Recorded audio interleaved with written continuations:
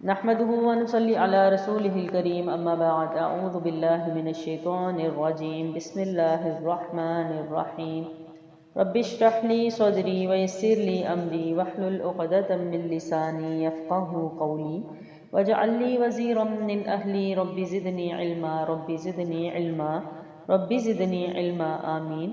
محترم سامعین کرام، السلام علیکم ورحمۃ اللہ وبرکاتہ۔ امید آپ سب خیر و عافیت سے ہوں گے۔ اللہ سبحانہ و تعالیٰ سے دعا ہے کہ مسلمان جہاں کہیں بھی رہیں، اللہ تعالیٰ ان کو امن و سلامتی والی زندگی عطا فرمائے، آمین ثم آمین۔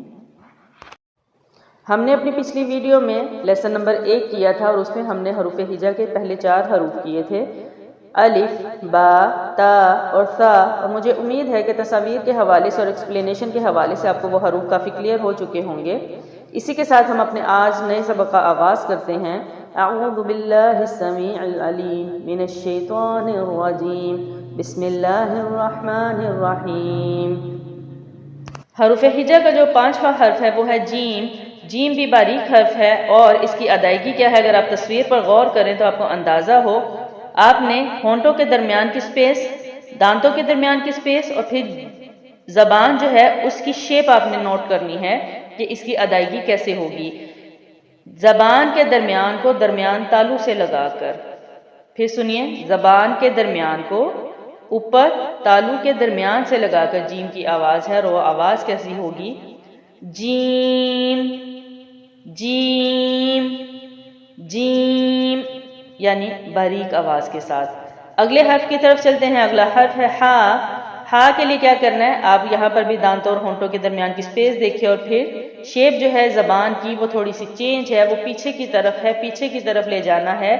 اس کے لیے کیا کرنا ہے، زبان پیچھے حلق کی طرف مضبوطی سے لے جاتے ہوئے، باریک آواز کے ساتھ ہے، زبان پیچھے حلق کی طرف لے جاتے ہوئے، اور اس کی ادائیگی کیا ہوگی، ہا ہا ہا، باریک آواز کے ساتھ ہے۔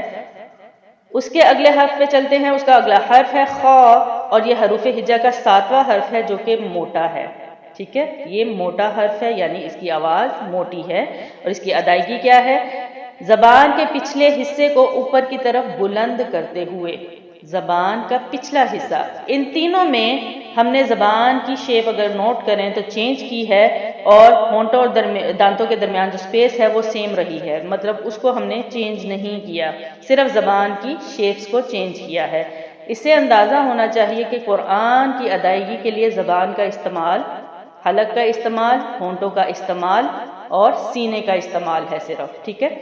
خا کے لیے اب کیا ہے، موٹی آواز کیسے ہوگی، زبان کے پچھلے حصے کو اوپر کی طرف بلند کرتے ہوئے، خا خا خا، دوبارہ سے اس کو ریپیٹ کرتے ہیں، جیم ہا خا جیم ہا خا۔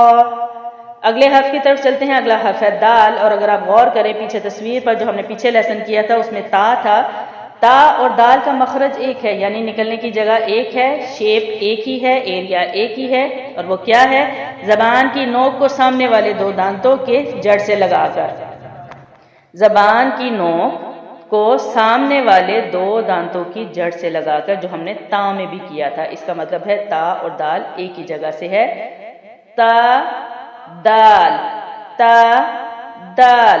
حروف ہجا دوبارہ سے ریپیٹ کرتے ہیں، الف با تا ثا جیم ہا خا دال، الف با تا ثا جیم ہا خا دال۔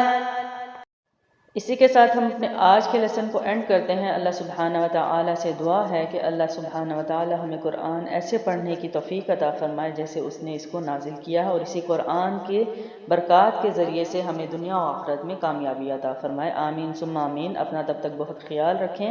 السلام علیکم ورحمۃ اللہ وبرکاتہ۔